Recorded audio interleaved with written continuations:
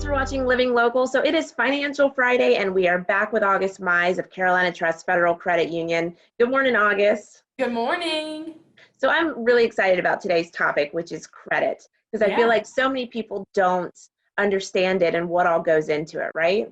Yeah, I completely agree. Credit is definitely one of the most asked about questions that we get on social media. Individuals coming into the branch and wondering what are some ways that they can help improve their credit. And I think one of the main reasons that is because so many people don't really know what make up credit and what factors go into that. And so today you guys are going to get a little information from Andy Gable, our ADP regional manager, and our 21st Avenue branch manager, and he's going to walk you through what makes up your credit, some different things that you can do to improve your credit, some things that may be hurting your credit, and give you guys a little bit of insight in that. So I'm going to send you right on over to Andy.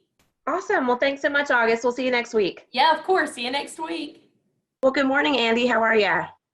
Good morning. Glad to be here. Yeah, I'm glad you're here too. I have so many questions. What are the biggest things that affect credit? What are some easy things people could maybe work on that would improve their credit a lot? Absolutely.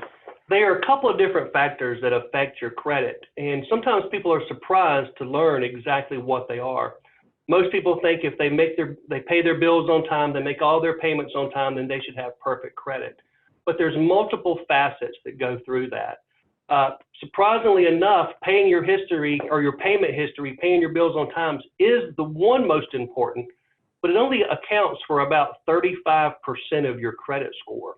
There's Wow. a few other factors that go into effect of that. Yes, so obviously definitely make your payments on time, but then the next thing, the second biggest thing, is about 30% of your credit exists on the amount that you owe. That's your outstanding debt. So for example, if you have say a $10,000 credit card and you're using $9,000 of it, that actually may have a negative impact on your credit, especially if you go to the max of that credit. A lot of people do not know that. The next piece, one of the things that surprise people is the length of history that you have. That accounts for about 15%. The age of your oldest credit card account, the age of your oldest account, and time since the accounts were actually used. So sometimes, that story that you hear out there, if you close out your card, you're actually doing damage. There's a level of truth to that. So if you've had a card since you were 18 years old and now you're like me, you're in your 40s, you may want to consider not closing that card, maybe pay it down to zero, but maybe not close that out because that's your oldest piece of history out there. Do you have kind of one thing that just could really destroy your credit? Would you say like a repo or something is something that you just want to avoid at all costs? Absolutely. They are things that happen, and sometimes you can't control them. There's life decisions, and then there's life situations. If you go through a bankruptcy, obviously that's going to affect your score, but you will rebound with the right things in place. That's some options that we can help you with, not really the bankruptcy piece, but we can help you with some rebuilding of your credit here at Carolina Trust. Do all of those stay on your credit the equal amount of time, or is it different? They do. The average is 7 to 10 years.